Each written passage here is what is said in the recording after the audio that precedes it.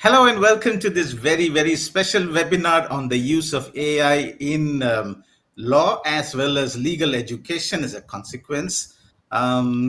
We had a webinar on similar lines a few months ago, and many of the panelists flagged how AI can be very useful in the law profession and why it should be learned. People felt that it could cut down the time taken to prepare all the case notes in all the documents, and which inevitably leads to pendency. So they were seeing all kinds of prospects for AI. This was several months ago, but we have another webinar here. It's a follow-up, but it's based on a research that IIT Madras has done. They have pointed out, they have applied AI to a very specific situation in law, and they have some interesting findings. We wrote an article about it, and we have a researcher from that team tell us what it is. But we also have others who are from that particular research, what it means for the practice of law itself. What is the impact of AI? What should be the impact on legal education? What should students be learning so that these guardrails are to be taken into account when they apply AI? So we won't waste too much time. We have plenty of more than 1,000 people registered. I do request all those who've registered and who are on StreamYard to keep firing away the questions. The whole webinar will flow as per the questions. There will be opening remarks. The panelists will explain their point of view, their position, and then we'll start taking questions straight away. There is a prize for not just one, there could be several prizes for the best questions that the panelists will decide. They'll get free access to the Hindu online, including all the archives. It's a treasure trove of information for everybody, readers, researchers, all of them. Anyway, so we won't waste much time. Let's go straight to Gokul. Gokul, tell us about the research. What did you find out? So, hello everyone. My name is Gokul Krishnan. I work as a senior research scientist at Center for Responsible AI at IIT Madras. So, thank you for this opportunity. So, what we have seen recently is that AI is, spreading it's getting very popular among multiple sectors, and especially among critical sectors like legal sectors, healthcare, education, etc. Right? But within the legal sector, what we have done is to see how ready these models are. So we have now seen that there is a whole new area, not just new area. There is an area called legal NLP, which includes the natural language processing research in the legal sector or law.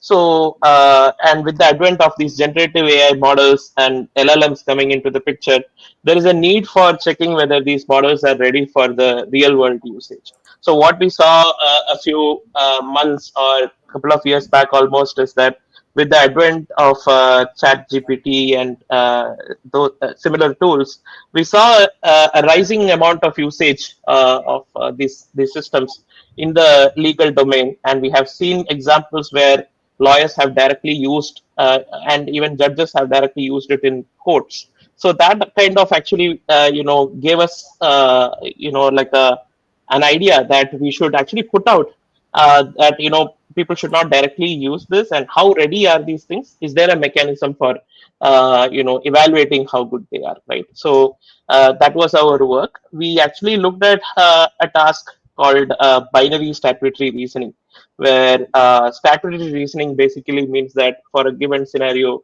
what law applies, right? So we kind of said that, okay, we will give a law and a scenario. Can the model actually figure out whether this situation is applicable or not? So this was the task we focused, and we also wanted to bring in the Indian context here, right? So we have our own ways of, our culture, our diversity, everything is different compared to the Western scenario where all these large language models are predominantly trained, right? So the data in which they are trained on are predominantly from the West, and we wanted to bring in the Indian context, and therefore we looked at various nuances of diversity in the Indian landscape, like religion, caste, gender, and even so we also wanted to bring in few other aspects, but we have not done so yet. like socioeconomic status and things like that. So that is something which we want to look at as well. So how do the models change their predictions, or how likely are they to perform consistently with robustness, right? That's what we wanted to try and evaluate.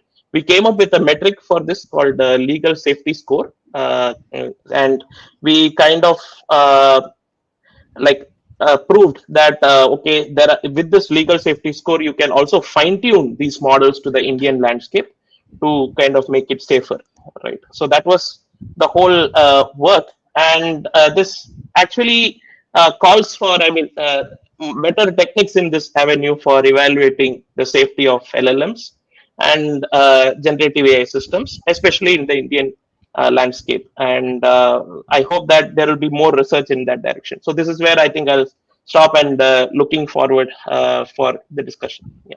But when you say safety, what do you mean? So safety, it's a very good question. So safety not only means like security aspects, right? So safety also means things like fairness. So do you know what is the reason that a model actually came up with this particular prediction? So do you know the reason why this particular prediction was made? So we call that explainability, which we also consider as part of safety, because without explanations we are not able to understand why AI systems made a particular decision. Another aspect of safety is privacy, which is also very crucial in critical sectors. And cybersecurity aspects are also there, right? How secure is your data within your AI system? Is it leaking out any details and things like that? So there are several notions of safety, but for me as a technical researcher, these are the key elements of safety. Excellent. Thanks, Gokul sir. I now invite Mr. B. Ravindran, who heads the Vadvani Institute, to tell us more, to extrapolate from this particular research, to tell us more about application of AI in law and the guardrails. Give us the big picture, sir. Sure. So, AI is being widely deployed, right? Not just in the legal domain, but in other domains as well. And one of the biggest challenges is, I always jokingly say, as long as AI was used in well understood domains like nuclear reactors, we were all good. But when we had AI start to interact with human beings, right? So we don't really quite understand what the safeguards and the processes are, right? So, for example, I think in the Indian context, right? So a lot of work has been done, especially in those people have looked at what kind of biases that do AI systems bring into play when you're operating in the Western context. In the legal domain, there was this very famous tool called Compass, I mean, more infamous, where it was actually disproportionately denying bails to African Americans in the US legal system, saying that they are more likely to reoffend, so please don't give them bails, even when I know it's a very benign cases that were coming up before it, and even serious offenders who are whites, it used to say, yeah, you can give them a bail and it's okay to release them. So people actually found this out by an analysis of actual Compass's performance on real cases, and then they had to pull it out of the operation, right? But then in the Indian context, we don't even have these kinds of biases written down. We know that we are a very biased society. I mean, there is no there is no secret to that. But these biases are not even recorded. So, if I want to say that I want to test the Indian, I mean, the use of AI in the Indian context, and whether there are biases showing up or any kind of prejudices that are hidden in the language, that are being manifested in the way decisions are being made, I don't even know how to go about doing it. Right. So one of the things that at the Center for Responsible AI and broadly in a couple of other initiatives that we are involved with, one of the things that we are looking at is, okay, how can we systematically gather data, right? That kind of surfaces these prejudices that are prevalent in the Indian language. So, and then you can go and talk about what are the systems, the safeguards, and processes that you have to do for testing these models and so on and so forth. Right? So, evaluation, right? And like with any engineering system, that before you deploy it in production, right, you have to evaluate it very extensively, right? And making sure it satisfies all the safety norms. It's like taking a car, right? If people crash it, make sure that the certain kinds of forces it can withstand and other things before the cars are sold in the market. We don't know what is the appropriate way of testing AI systems yet, right? So, and we are very happily using it in critical sectors like law enforcement, the legal domains, and as well as healthcare and so on and so forth, without actually having a notion of safety testing, right? Safety in the broader sense that Gokul was mentioning. So that's all of this put together makes it a huge challenge in building these AI models, particularly in the Indian context, because, like I said, I mean, the prejudices are not even recorded. In fact, I'm even worried some days whether we will ever be able to record it and get away with it. I mean, in the sense that this can be very politically sensitive also. So it's actually a very big challenge in terms of how we would proceed with these AI systems going forward. So having said that, it's not all doom and gloom, right? So there are a lot of applications. In fact, quite a bit, which is actually there is a set of AI tools that are already being used in the legal domain. So things like ability to do research, pull out the relevant cases, and the ability to summarize an existing document, right, without having to add any interpretation or add any kind of additional text generated, but just existing. So, for example, generating head notes of judgments and so on and so forth, right? So these kinds of things, AI systems are very good at. I mean, a lot of the language processing, AI is getting very good at, and I think going forward, you will find more and more adoption of AI in these kinds of places where the cost of mistakes is not very high, right? But in domains where mistakes tend to have more lasting impacts, I think we have to take a step back and figure out whether we understand how we are testing these models and the models are being tested properly before we put them out into the wide world. Interesting, sir. You talked about how it can be extensively used in documentation, especially already being used. Very interesting. Yeah. I especially noted your point about bias and how it's very well recorded and discussed extensively in America. For instance, journalists keep writing about how if you drive on one of the highways and if you're white, you're likely not to get flagged. The police won't stop you for whatever. But if you're black, you will likely to get stopped. Those biases are inbuilt, but they're also very well studied. And it's a very interesting point you've noted. For instance, our jails have a disproportionately high share of poorer people, Dalits. It's a reality of India, but is it recorded? Is it studied? Is it analyzed? Obviously, we should incorporate it when we are using, as you said, where cost of mistakes can be higher. Interesting, sir. We'll talk more. I ask Vikas, who is actually using AI, is a practicing lawyer who's using AI for various purposes. He'll tell us more in the context of what Gokul and Ravindran have shared. Tell us, Vikas. Thank you. I have a couple of roles that I have, right? I am, of course, a lawyer. I'm an arbitration practitioner. But in addition to that, I'm actually a founder of a legal tech company that uses AI for disputes and arbitration. So I have a mixed perspective on things. I'll start off by saying that to think of AI and to think of decision making is actually to try and put the cart before the horse. If you look at the Indian legal system, if you look at the world legal system, there's so many actions that precede decision making where AI can make a massive difference. I'll tell you a few things we do, right?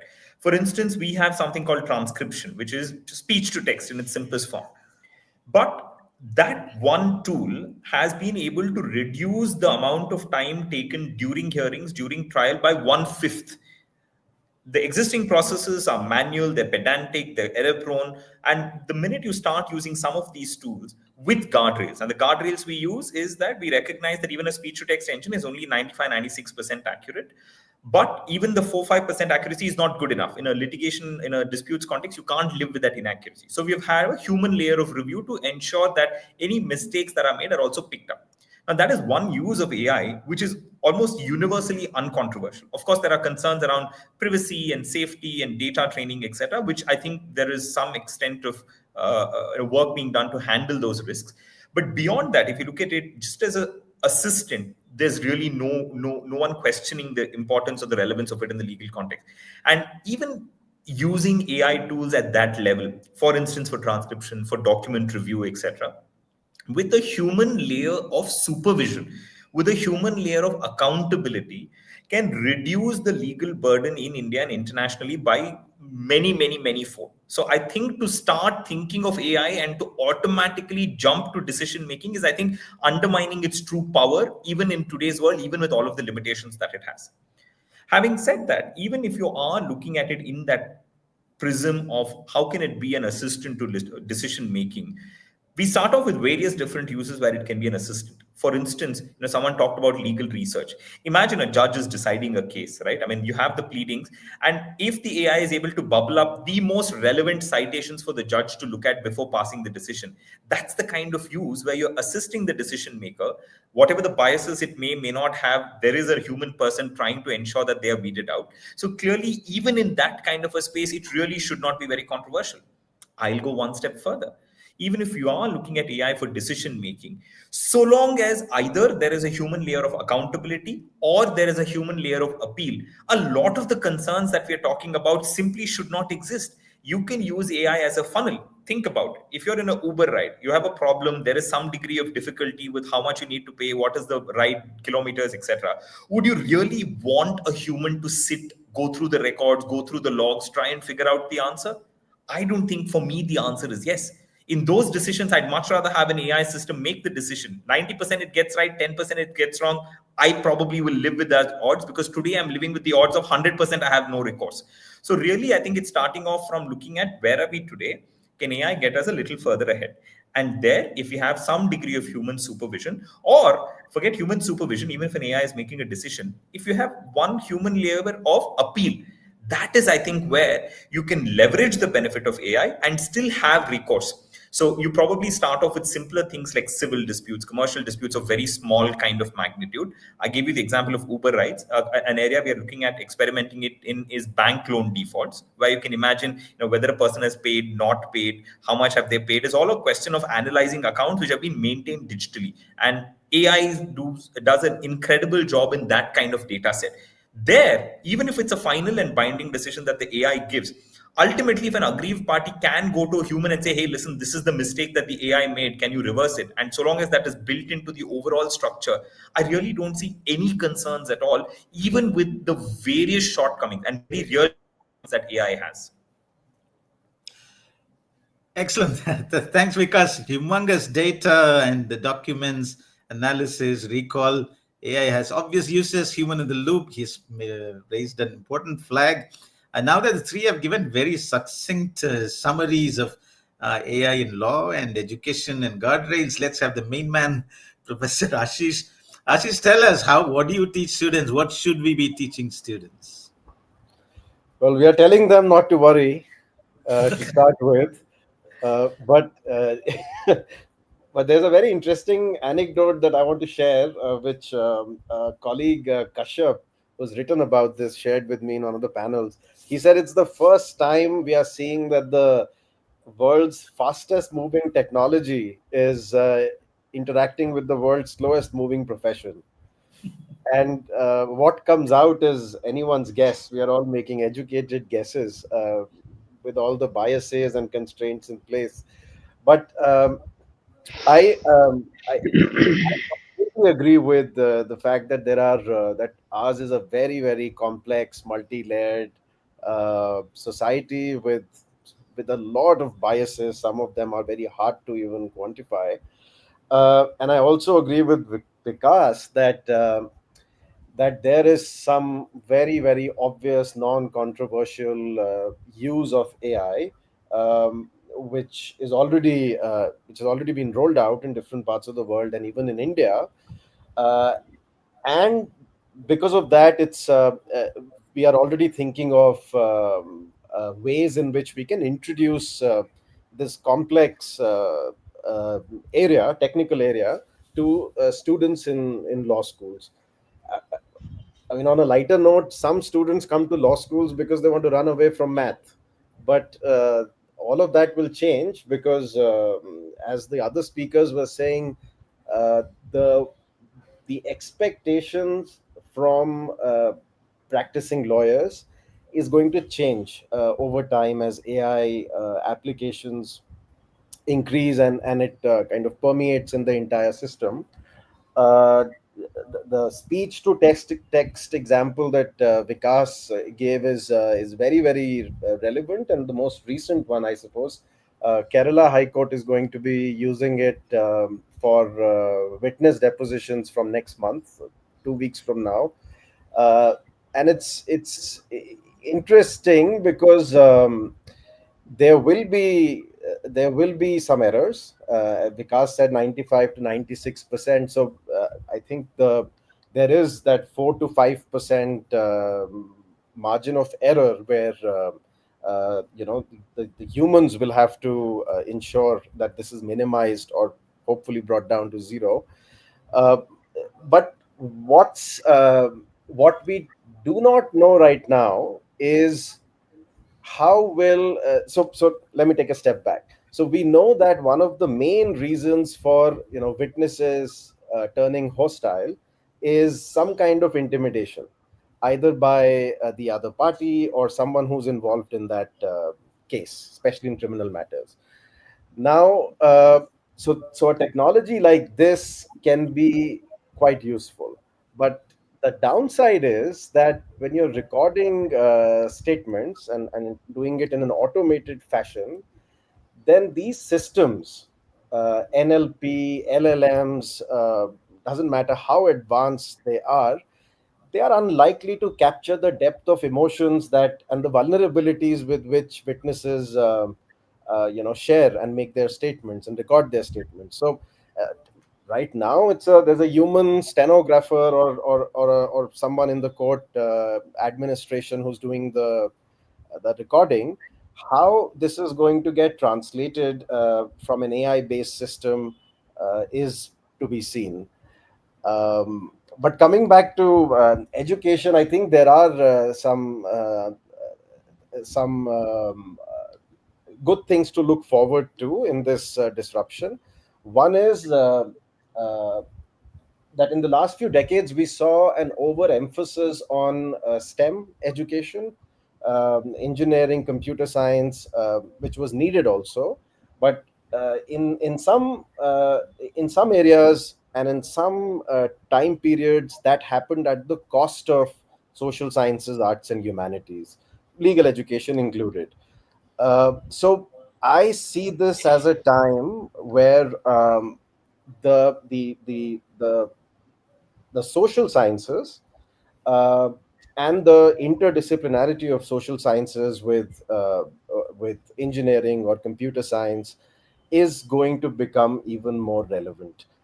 Which means that the onus is on educational institutions, both tech and law and even other disciplines, to make sure that people, not just law students or lawyers, but informed citizens in general, are asking the right questions, because answers are eventually going to become a commodity. And the differentiating factor between graduate one and graduate two, other than their technical skills, is going to be how logical and how reasonable and how incisive their questions are and their ability to frame it. I'll stop here. Thanks, Ashish. We'll go deeper into it as we go on. We'll start with questions. There, people are firing away. We start with this question. It sort of jumps a little ahead, but we'll still start with that. Pradyumna B. Ravi. Okay, Pradyumna is asking, how can AI tools be trained to distinguish between legal reasoning and moral reasoning in complex cases? Are they? Should they be at all? So can you repeat that again? How can AI tools be trained to distinguish between legal reasoning and moral reasoning in complex cases? Okay. Sorry, go ahead. Anyone, sir, feel free. No. I mean, somebody has to tell me the difference from a legal perspective. Then I can tell you how the AI tool will be able to do that. We have some legal brains here. They'll tell us. Yeah. Now, maybe I'll just start off, right? I mean, when we were reading law and jurisprudence, they said hard cases make hard law, right? They make mistakes, and I think that's true of AI as well. So the minute you start off with those edge cases and borderline cases where it's not simply legal reasoning, that there is some degree of moral filter, there is some degree of what what emotions people feel, etc. AI is probably not there yet. And really, that is where the biggest influence of biases, that's where the biggest influences of uncontrollable or variables which were probably not mapped as well become relevant. So I think that is going to be a really, really, really hard case, which I don't think we should be looking to solve immediately. In fact, what I would say is try and solve everything else so that you free up the minds of trained legal professionals like judges, the Supreme Court, and the High Court to focus on these borderline areas where there is that dichotomy between legal reasoning and moral reasoning. So if those areas are to be dealt with by the human, which I think even in the near future it should be, that can only happen with AI dealing with the rest of it.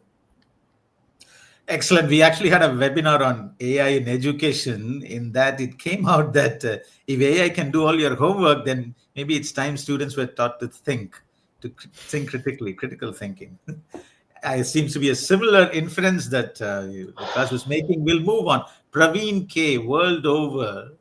He's asking, world over, is it not time teaching and practice of law evolve as science based on data and data analysis and social economic impact analysis using AI and resort to data driven legal decisions making? Is it not time to use expert witness under CPC provisions extensively to provide evidence on likely impacts of decisions before judgments on public interest is drawn?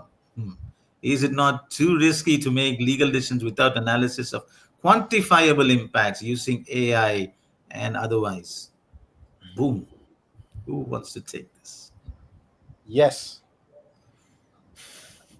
It is risky. It is very much risky. But just building on this thoughtful question, but it has several layers to it. I think it will be important for us to understand, students and then practitioners, to understand the proper use of language, logic, grammar, which will really form the foundation of using this technology carefully. I don't understand command prompt engineering very well myself, but this intersection of different disciplines, as this the gentleman who's asking the question, that will have to come out very clearly with the language that we use, and then the language of the with which we interface with machines. And that's not very different from coding. It's just that the coding is done in a language which the machine understands, and now with AI models, we are using a language that we all understand. So it will be risky. There will be errors, and we are seeing that happen in other countries. But it's the rite of passage. We'll have to go through these errors, identify them rather than overlooking them, and then to get them right. I think Praveen is sort of it's not something I know much about. Perhaps Vikas can also answer. He's asking something very basic and fundamental. Since AI, data science, analytics have opened up an entirely different vista, he's asking, why don't you make use of those things on impact and society and so on?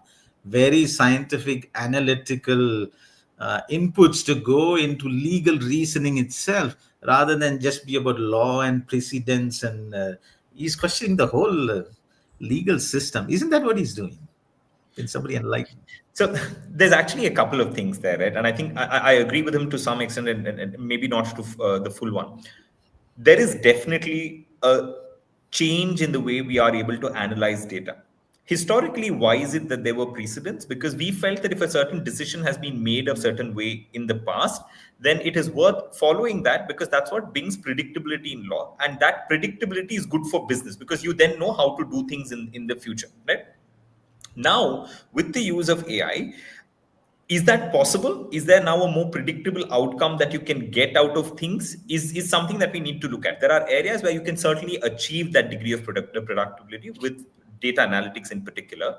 But with generative AI, that's actually not possible. You ask the same prompt for exactly the same kind of a situation 2 times, you'll get 2 different answers, which is not very different from how a human mind functions, but that's the reality of it. The reason the courts were structured the way they were, to saying that the Supreme Court's decision is binding, is more persuasive than a high court decision, and therefore more persuasive than a district court decision, is they try to build some sort of hierarchy there to overcome some of these limitations, where there can be different decisions that can be taken over different courses of time.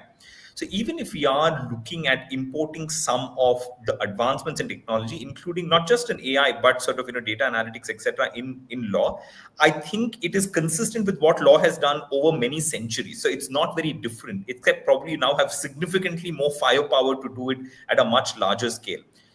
Can we use that to fundamentally rethink things? I think in some senses it's possible. I'll give you an example. I've been working with someone at the tax department where the idea there was to say, listen, tax was meant to be a formula.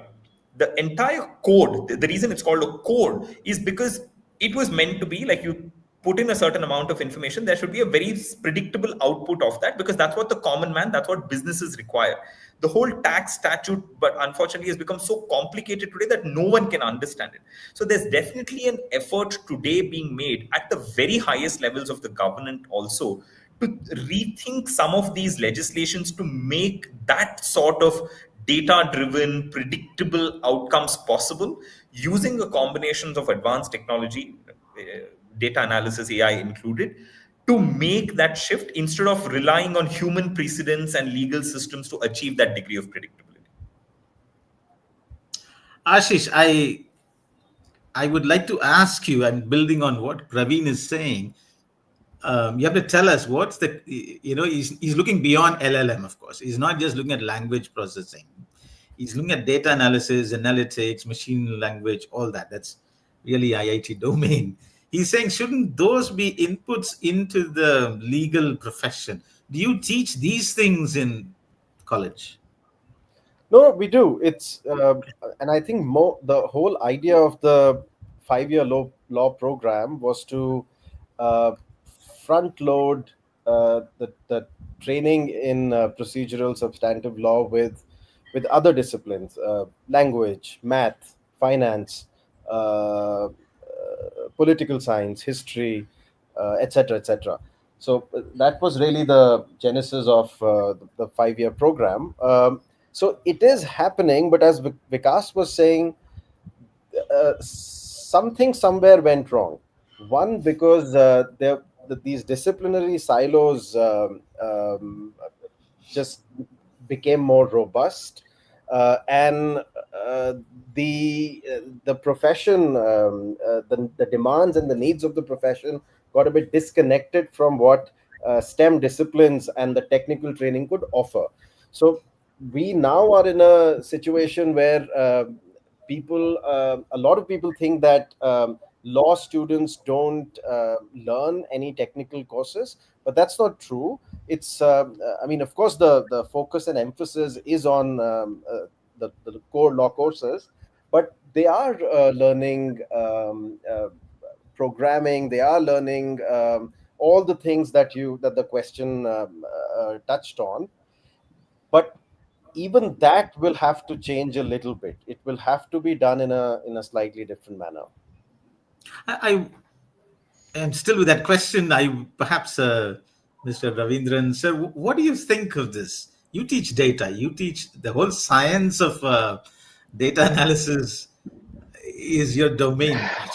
He's asking, is it not time we make the practice of law a science based on data and inferences? See, law, I mean, my understanding, I mean, so just like others are talking about AI from an outsider viewpoint, I'm going to talk about law from an outsider viewpoint. My understanding is that there's a lot of interpretation that goes in how the law is applied, right? So when you have this kinds of, a quote unquote, a human component to how the decisions are being made, for you to build that into an AI, I first need you to create a data set for me. How would you first build a data set based on which I can train my AI?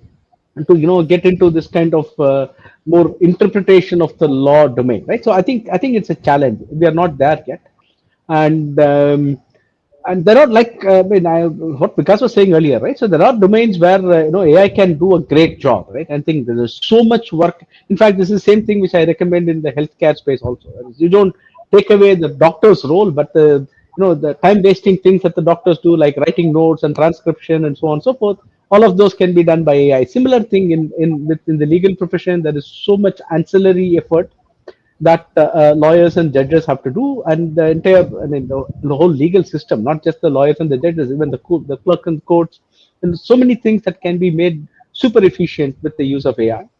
And that is something that we should look at automating before we start talking about getting into the more the nuances of decision making driven by AI, right? Because the first thing is we don't even understand very clearly when. So Vikas was saying something about, hey, my language transcription model is 85% accurate and so on and so forth. The 15% where you are making a mistake, right? We don't have a good characterization of that, right? It could very well be that there are certain technical terms that the AI is not translating properly, or maybe there are certain regional no terms that the AI is not translating correctly, and then you come to one case which is about that technical field. Then you will find that your transcription is not 85% accurate; it is like 30% accurate, because you caught that 15% on which it is doing badly, and the entire case is about that, right? So unless you have a better understanding of what is going on with these, the errors and so on and so forth, right? Just using it broadly itself is a challenge. So when you are at that stage in the technology, right? So I mean, going into more building the entire legal system on what these AI models can do and so on and so forth is a little tricky, right? Okay. So human supervision is very much needed, and we cannot get around that. And yeah, I mean, more work needs to be done in each and every profession that we are thinking of doing this AI, applying AI. Right? I mean, I'm not an AI doomer or anything. I think AI is here. It's going to change everything that we are doing, and we have to find out the right way to use it. I'm just making what you have the right safeguards. Point taken, sir. But I think it's a lovely question. It just sometimes one of these questions come along and they just take everything laterally somewhere. And thanks, Praveen. We'll have to move on, but hopefully there's time for more discussion on this. Um, who else? Naveen Rao. What are the use cases that LLMs may be used for in the legal domain? Would it be more for document? We sort of touched upon that perhaps, but I think it's worth talking about. Actual case related recommendations. Case related, I think Gokul's research may throw some light on, but who would want to answer this? I can take this, I guess. Okay. There are some NLP tasks that are already doing some of these things, especially the mundane, time-consuming tasks, which Vikas was mentioning before, right? So, case document summarization is something that is very crucial because we have case documents that are like 1,000 pages long or what, right? So, we can actually use the technology to have some key points and summaries out of it, along with things like some legal specific tasks like precedent identification, landmark case identification, and how can you identify certain named entities that actually mattered the most for this particular case outcome to come out, right? So there are these kind of things that we can definitely use using LLMs without interfering much in the court decisions and things like that, right? But case related recommendations, I think another very important thing is similar case retrieval from historic cases. That's a very good use case for a lot of people in the legal community, which could really make a difference, right? So there are other some of the companies have come up with augmenting lawyers. So basically you draft a case, you figure out how the opposition lawyer is going to argue, or what is the judgment outcome based on your current argument drafted. There are these kind of applications that have made found its place in the AI in law community, right? So these are some of the things which I can think about. Maybe if someone else can contribute more. Yeah. Okay, thanks, Gokul. Yeah, Praveen, point taken. You're saying we are very defensive on AI on the periphery, just discussing the peripheral aspects, but missing impact analysis. Yes, point taken, Praveen. Avishkar Verma, how do you ascertain liability in case of violations, privacy, or damages caused by LLMs or AI? Is AI responsible? Okay. I hear a deep sigh from the professor. No. I mean, I'm actually debating a bunch of these things. I'm sitting on a couple of committees where we have been talking about this. And no, AI is not responsible. AI is a tool at the end of the day, right? If there is going to be a liability chain, I mean, the liability has to be attributed to people who made the critical decisions that went to the violation of this privacy. Whether they fed in this data at some point to the model, or they actually queried the model in a way that it was forced to divulge this private data and so on and so forth. There are just too many players in the entire AI ecosystem. There are people who provide the data, there are people who build the model, there are people who build applications on top of the models, and then there are people who operate services built based on these applications on these models, right? And then there are people who finally consume these services. There are just too many players in this AI ecosystem, and depending on the domain in which you operate, right? So this liability will have to be appropriately adjusted, right? So there are some issues that with regard to copyright law. I mean, so we have been hearing all these cases thanks to Amitabh Bachchan, Anil Kapoor, and I think latest is Nagarjuna. So we keep hearing about all of these copyright violations that are there, and how the court is using the existing legal framework to decide on these, right? So who is to blame, etc., etc. And so I think it's a complicated matter depending on the application and the domain. But I don't think AI is to blame. It is, we always blame either the car manufacturer or the driver, right? Never the car for an accident. Okay.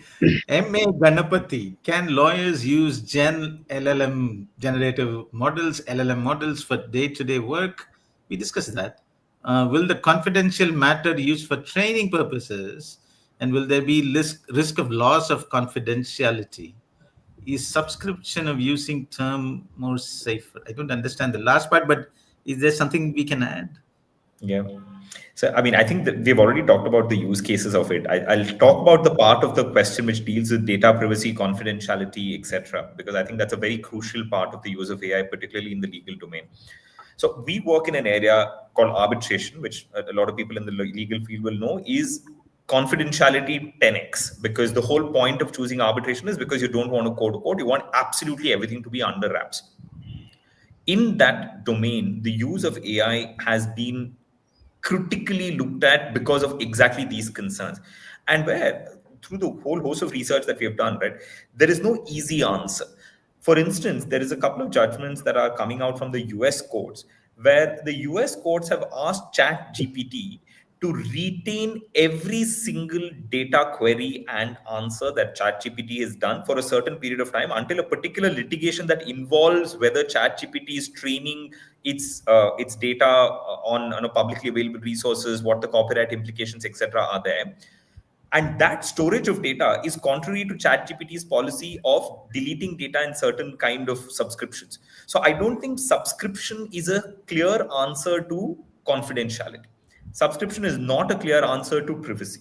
You really need to read the fine print on the kind of subscription you're doing and the kind of restrictions they have. For instance, ChatGPT itself said that of its various subscriptions, it's only the enterprise grade subscription that it will not give courts the data of. Every other kind of subscription, it will happily store the data. It's fighting the battle in the court saying, I don't want to give it to you, but at least for the moment, if you see, ChatGPT is storing that data. So there is a risk that might ultimately be given. So suddenly your choice of dispute resolution mechanism for confidentiality is thrown out of the window if you're starting to use tools which may make your research, your documentation, everything that you've uploaded for summarization, etc., available to public authorities. So I think there's definitely a very significant risk. There's a nuclear bomb solution to it. There is simple solutions to it. So it depends on how important confidentiality and privacy are to you. On the one end, you can have completely locally hosted large language models. You can have it on your computer, disconnect from the internet and use it kind of large language models. So it's still possible to use it without breaching confidentiality. But I think for the vast majority of us, so long as you pick a subscription of even typically used sort of AI tools, whether it be Anthropic, whether it be OpenAI or Grok, etc., there are certain subscriptions which give you some assurance of data protection and confidentiality. There are, of course, tools which are designed with confidentiality in mind. So depending on how important and crucial it is for you, you can pick your tool. I think it may be time to do a segue. I could ask Professor Ravindran or Gokul, what sort of tools? There's always this discussion or a choice between sovereign. We hear about sovereign systems, we hear open source, we hear proprietary. Of these three, what sort of tools, AI tools, should be used where in the legal profession? Or we don't know yet? This goes back to it goes back to Vikas's point, right? So there are certain cases where you would have to use your own proprietary tools, right? So you have to install it locally, right? And in fact, there are certain government departments that are already telling their officers that they cannot use the tools where the service is hosted outside India, and the data could potentially cross the Indian borders and things like that. In particular, I mean, things like DeepSeek are banned in certain government offices already, right? So I think it's important the kind of protection that you need, and based on that, whether it is a sovereign model. I mean, sovereign model also doesn't quite guarantee the privacy, right? It's still, if it is outside your premises, right? So if you're really worried about that, you should be looking at hosted services, which of course the trade-off is whether they will be able to update it on a regular basis, etc., etc.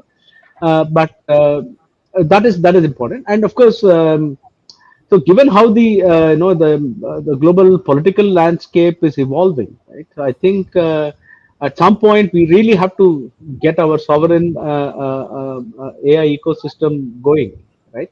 I think the government is also taking it very seriously. A lot of work is happening in this space because anytime the US or other countries can decide to turn off the access to even free models and so on and so forth. Forget about the paid versions of these models. And the open models also could potentially come with open weight models could also potentially come with other restrictions on their usage and so on and so forth. That makes it harder for us to.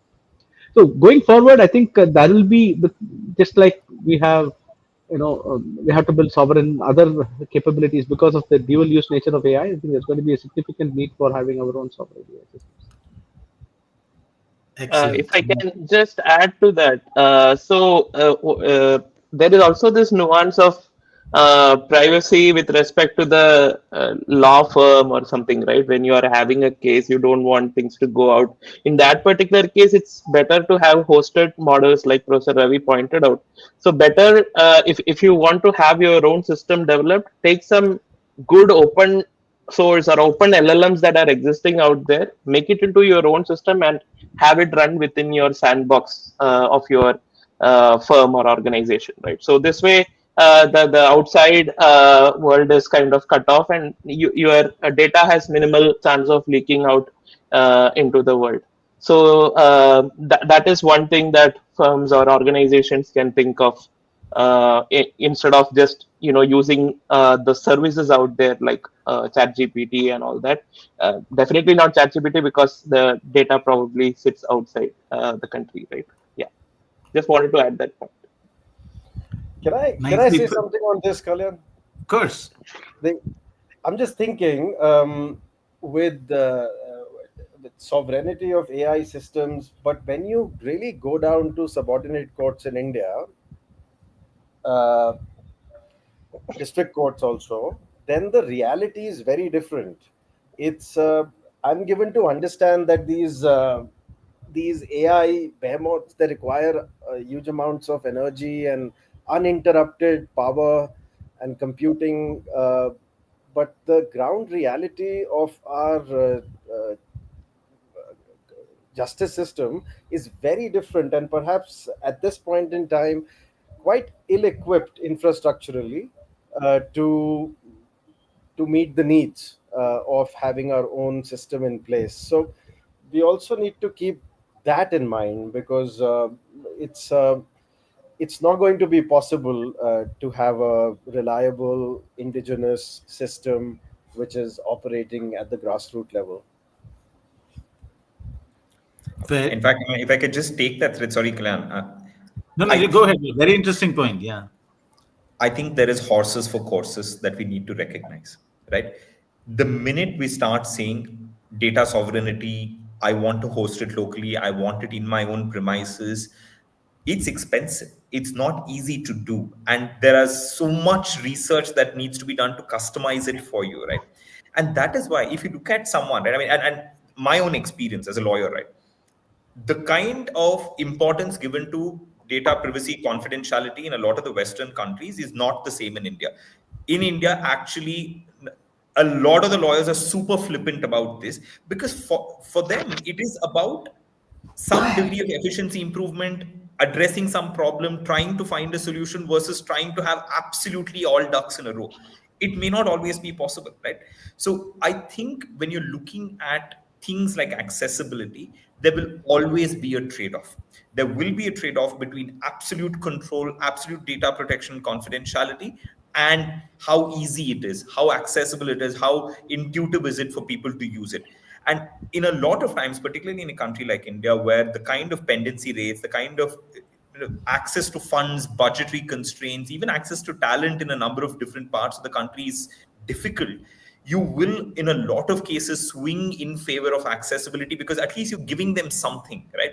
As opposed to trying to find absolutely the perfect answer which meets all of the confidentiality privacy tick boxes. I know I might not be a very popular voice in the room for saying it, but I think the reality is people just want something done rather than having it done in the most polished way possible. Yeah, absolutely. It gave me deja vu. We had a discussion on AI in healthcare, and someone said something very similar. We are talking about saving lives in lakhs, and okay, some data leaks out. So what? Fine. No, because we are a country where when we enter a housing society, no matter which part of the country, the security guard is still writing all the personal sensitive data in a register manually. This is the reality of even Delhi, Bombay, Bangalore, Chennai. So yeah, I mean, I completely agree with Vishwas. You go to a shop, they ask for your phone number. I have The no first thing idea. they ask, and a lot of customers feel that they are obliged to share the must. phone number. They can't say no. Anyway, Okay, Manish Anand. Well, he's asking, what are some of the significant recorded AI hallucinations in legal domain? Are there research papers where we can find these very clear-cut cases of hallucinations? Is there enough research? And there's a lot of examples. I there is think a you don't need lot. research papers. You find them on the internet. Just look for hallucination law. You will find tons of material on it. Right? Ask your ChatGPT. Yes. That's such. Okay. Praveen keeps plugging away. He keeps arguing for more predictive analysis and impact using data for legal. K. Ganesan, which AI tools or techniques would be most useful in the field of taxation? For example, in tax research, compliance, return preparation, or client advisory, while staying within ethical and legal guardrails.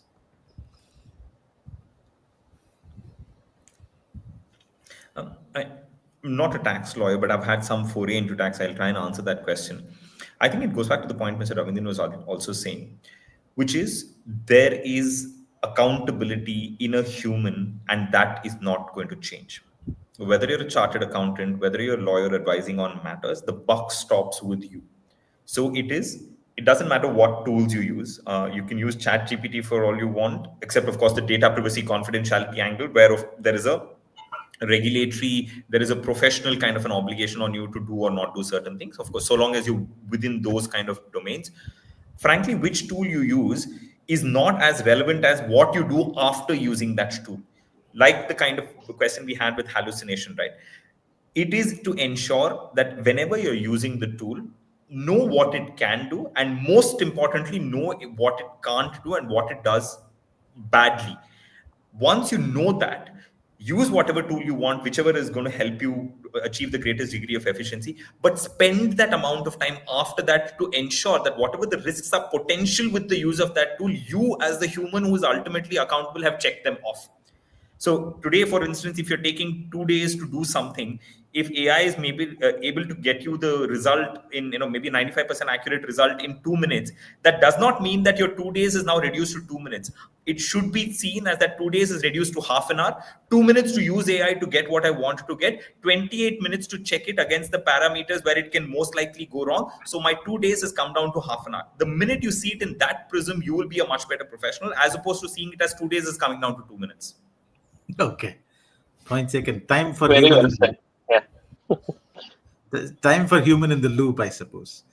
Okay. Anindita Jaiswal, she's asking, in times when we are trying to degender laws or neutralize and decolonize statutes from drafting biases, well, this exactly is what we started with. Would such AI models not reiterate the unconscious biases?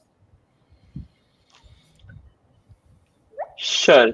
I think like any data scientist person, I would also answer it. Totally depends on the data. So if your data is reflecting these kinds of biases, and if your data is totally biased, yes, the AI model is also going to do the same.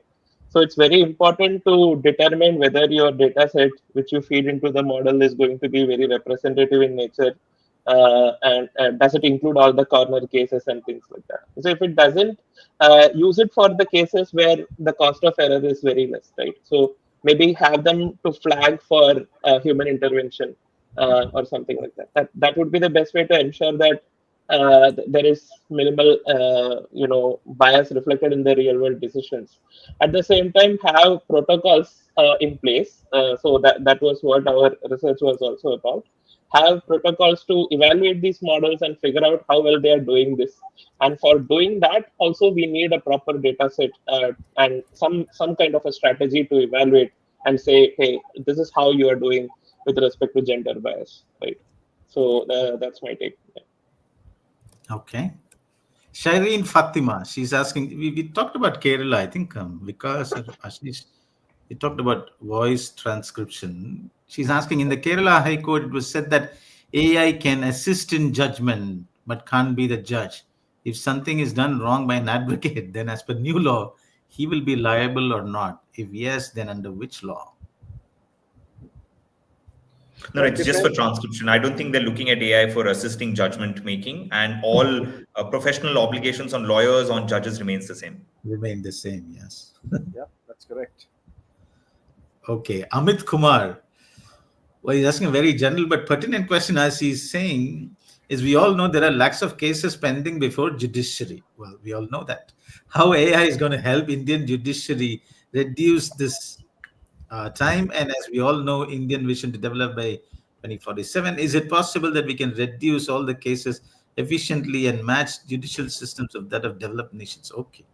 Is judiciary going to be developed by 2047, and will AI help us? I have absolutely no comment on 2047 because Okay. I don't know if we'll be able to do that. Maybe sooner, maybe later. But I can talk about certain use cases. Although the other speakers have touched upon how to tackle the huge pendency in our courts. But one way, other than the translation in vernacular and transcription capabilities, it is also bringing down the cost of litigation, because some very senior lawyers told me that that now their trusted clients are coming with slightly refined problems and sharper questions of how much of this work is being done by your essays or partners, and how much of it is being done by the AI system that you've incorporated, because some of the big firms have marketed the adoption of an AI in a big way. So these questions are kind of challenging the billable hour model already. That has started to happen. There is also the other than case summarization and case bunching, there is also one application area, but I don't know how much progress we have made, is in predictive analytics. I think that can be very, very useful to settle cases, to reduce cost of litigation. But I suppose any predictive analytics model relies on how robust and good and balanced the data set is. Uh, but perhaps others can share with us the progress we have made on this front. Pendency, Vikas, what do you think? Do you think? Yeah. There's some very direct answers I have there, right? If you look at the composition of the pendency across the country, you will notice that there are certain patterns. I'll give you an example. In Delhi alone, they said that there's approximately 50% of the civil cases that are pending are check bounce cases. I think that statistic is mirrored across the rest of the country in some form or the other, right? Those are the kind of cases with adoption of technology. I'm not saying AI, so I want to make myself very clear that I'm not just focusing on AI, right? With the use of technology, you can actually dramatically bring down those numbers, not just in terms of number of cases, but also in terms of the time taken to resolve all of those cases. A good example is what Agami and Folk, an excellent work they're doing with the Kerala courts on something called the ON court, ON court, where they're trying to reimagine what check bounce litigation can be with the use of technology, trying to assist every step of the way, from filing of the case, delivery of summons, updating the parties on the case status, taking evidence, getting the information from the concerned banks, giving a repository of trusted judgment databases for the judges to make a decision, and try and reduce the overall time frame of that case resolution. That's one example, right? So I think what's going to happen, 2047 is a long time away, right? What is going to happen is we're going to start picking off these low-hanging fruits like check bounce cases, like motor vehicles cases, where again, it's a formula-driven kind of a decision-making, where with the use of appropriate technology, and I'm not saying AI, I'm using appropriate technology to include everything from automation, case management systems, to service delivery mechanisms, etc. With the use of that kind of technology, I am very, very, very optimistic, see a significant reduction in the number of cases or resolution time periods as we go over the course of time. With some of these big buckets of cases being taken away, even if we have the same number of judges, I feel that they'll be able to give a little bit more attention to some of the more complex matters that need to be taken care of. So I'm definitely positive that it'll have that implication. And we're seeing a lot of this effort already bearing fruit. So you'll see, for instance, I talked about the on-court. They've published some reports of what is the reduction in time they've been able to achieve in their pilot project. So certainly things that we need to be looking out for, but not just on the AI space, but across the technology spectrum. There is, for instance, some of the other examples I can give are e-notarization. So the requirement for going to a notary is, I think, reduced to a certain extent because Delhi High Court has recognized e-notarization.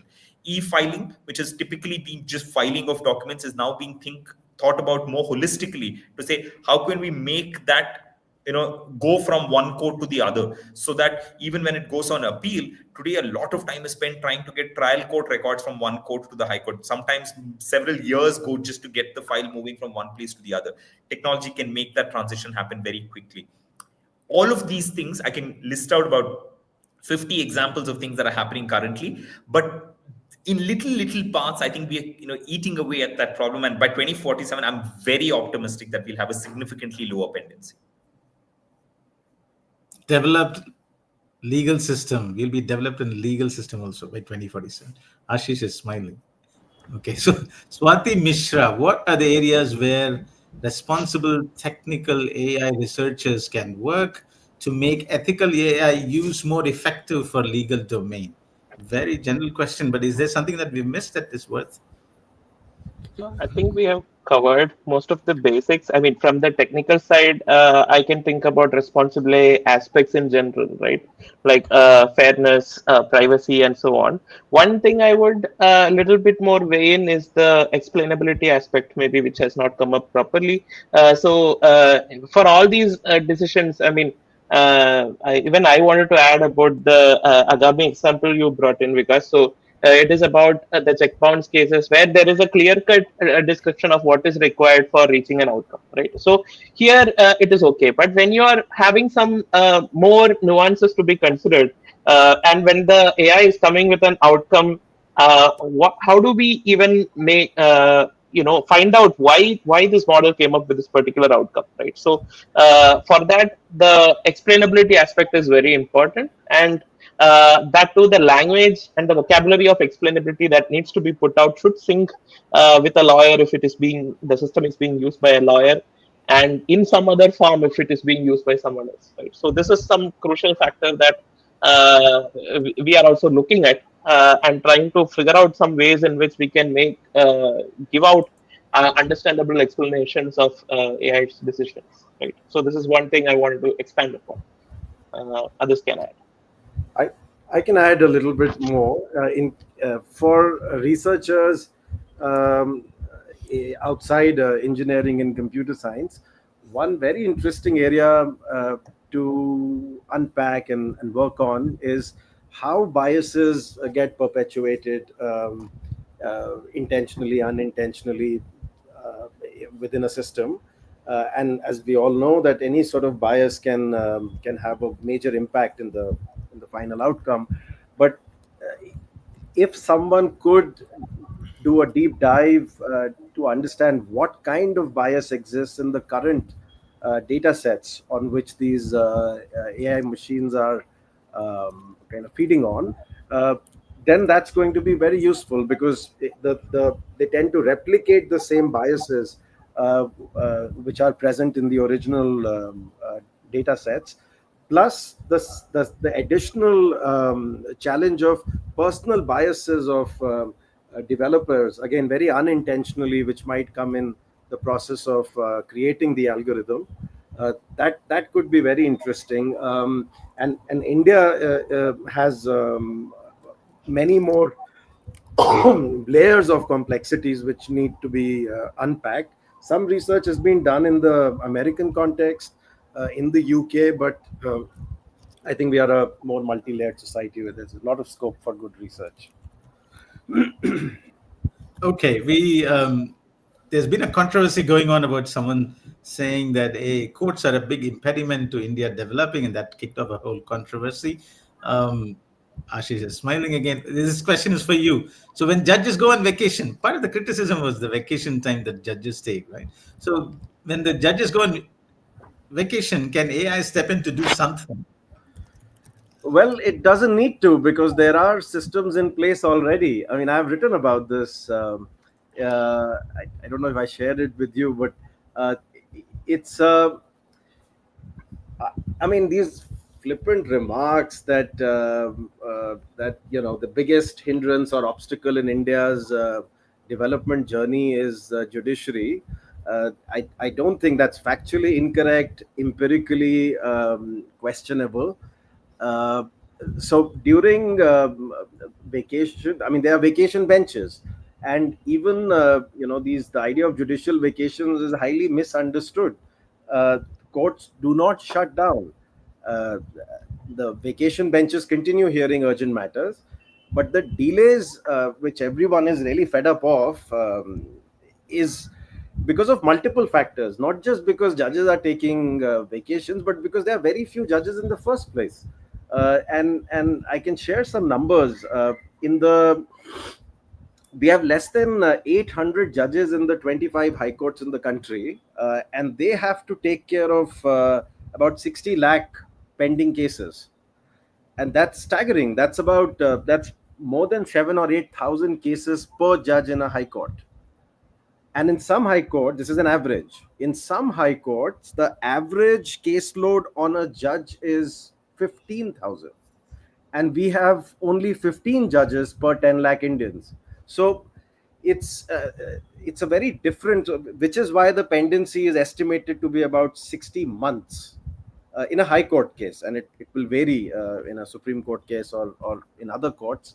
But so the delays and pendencies are also affected because of insufficient judges, delays which are completely unrelated to legal issues, because they might have a political connotation, or the legal complexity of the lifeline of that case.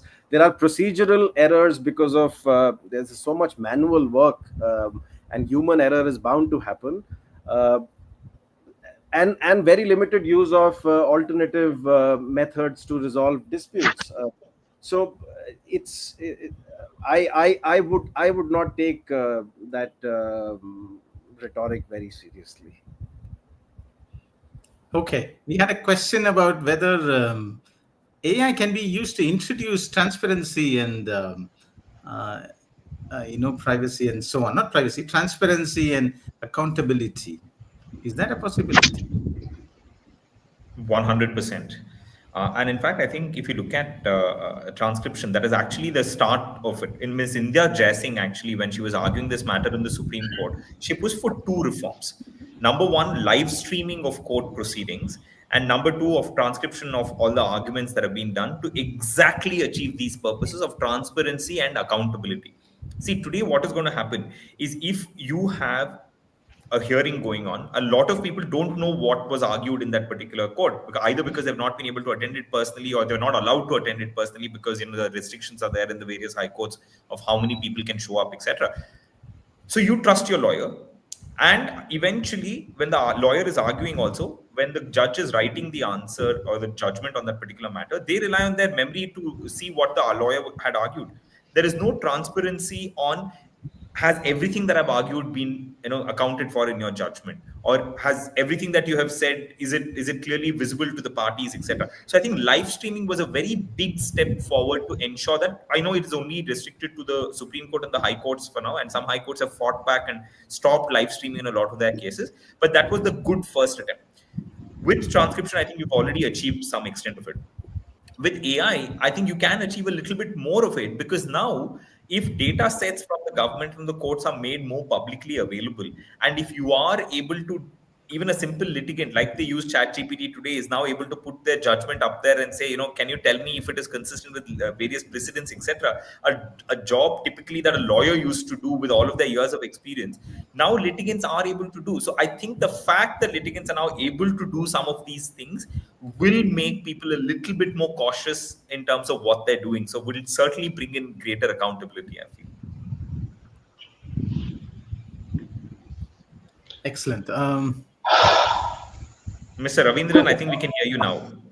Okay, fine. So let me try to make a couple of points that I wanted to make when Ashish was talking about biases, right? So see the way the data manifests as a bias is actually pretty non-intuitive. So one of the instances that we observed was that for a certain kind of community, there were no divorce cases ever reported in courts, right?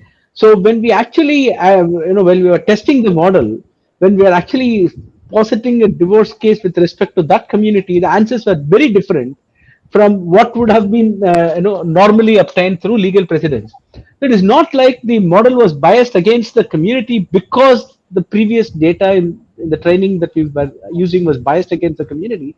It just so happened that no data at all, right? So I mean, it's just not a question of looking for known biases in the data and things like that. Just things interact in a very, very complicated manner, and a lot more careful analysis is needed before we conclude it's only the data bias that is causing the model's decision to be eventually biased. So that's one point I wanted to. Right.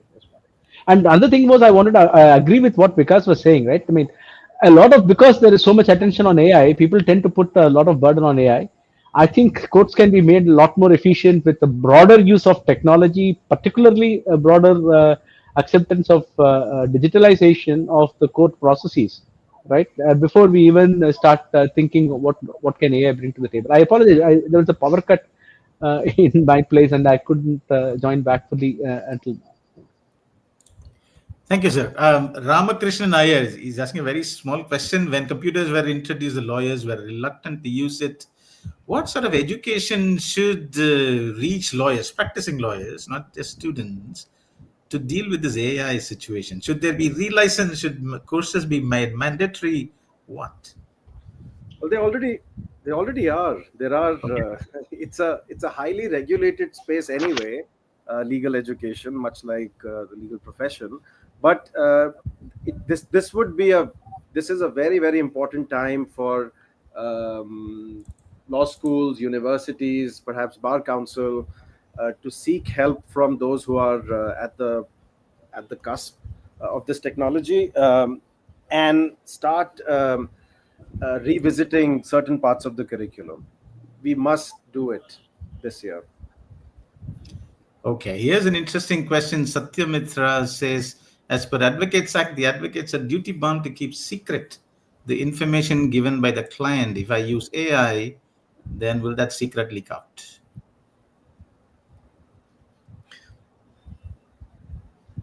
That is true. It's Okay. they are bound to keep a lot of information confidential, not just but also of their clients, the privileged information which is generated over the course of the entire procedure when it rolls out, testimonials and depositions. All of that could be very sensitive information, and it has. I think that's where a big risk lies. Can given that we have a new data protection act, we have to be a little more careful in ensuring that this is complied with. Yeah, and I mean, let me be a little more pragmatic about this, right? The reality is today that data is available on a number of medium. You use email, that is strictly speaking, you taking that information out of your sole control and putting in the control of a third-party service provider. Why email? You send a courier by DHL, you send it by post, you are putting it outside your control, right? So I think we need to be realistic in terms of what is possible, what is not possible. And the professional organizations will also see it that way. So if you take it to a bar council and you tell them, listen, my lawyer breached confidentiality because he sent a post which is technically not in his control, no one will take it seriously. So I think it is about being reasonable in expecting what the lawyers are expected to do. And so far as the use of AI is concerned, I think the reasonability parameter will be drawn in ensuring that at least they choose tools which give some assurance of data protection, privacy, confidentiality. And if they've taken some effort to achieve that, they will probably be okay. I mean, no one in law, the legal community is unfortunately in India the least sued community from a professional negligence point of view. How many cases can we think of in India where lawyers have actually been hauled up for ridiculous things that they have done, right? So this is going to be very, very far away reality from them, facing any legal action. But even from a purely practical angle, I think we need to be careful in terms of what we expect. It can't be all or nothing. Okay. Here's a practical question. Arul Mori Ramesh, she's asking, all case records have image sketches, place sketches, handwritten documents as part of evidence. How far AI tools are able to crack these? Are we using them right now? Because, sorry, go ahead, Rahul.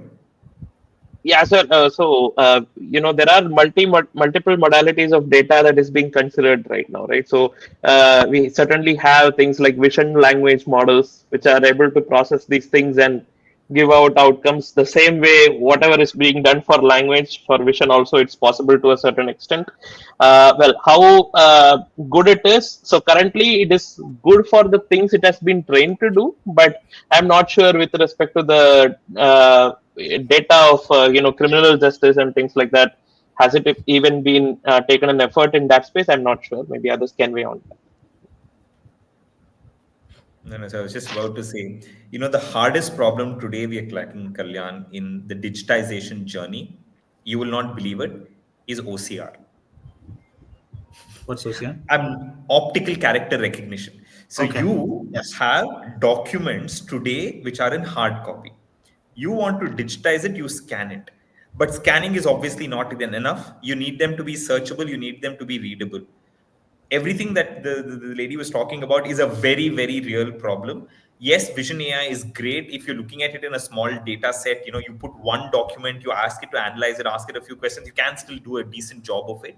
But the reality is that at scale, OCR, even with the use of AI-based sort of solutions, has utterly failed, and we haven't built robust enough situations. So that is a very real problem that is hampering the digitization journey of the entire country. And I don't think the answer is there yet. We need to make some more improvements before that becomes a reality, a reliable reality. Interesting. So, I mean, I completely agree with what Vikas said. In fact, even for handwritten text, right? So we are not quite there yet. I mean, if it is a printed document, OCR is doing great, right? But above that, it's actually a challenging thing, especially if it is like a free from sketch. I mean, trying to understand that, and I mean, making any inferences out of it is a challenge. Even things like pie charts and bar graphs, if they are there, right? It's actually challenging to interpret those. I think we are quite ways off from doing this. Yeah. In fact, sorry, like my CTO says, right, there is a very big difference between proof of concept and a scalable solution. Today, you will see on Gemini and like AI and Sora, they'll talk about all of these in fancy presentations where, he'll draw a duck and it'll suddenly start swimming in the next image. That's great for a proof of concept, but at a scalable solution, we're not there. Okay, Ken Azaz Ali is asking, can we be training to respect local norms and informal justice systems, or does it risk homogenizing legal interpretation?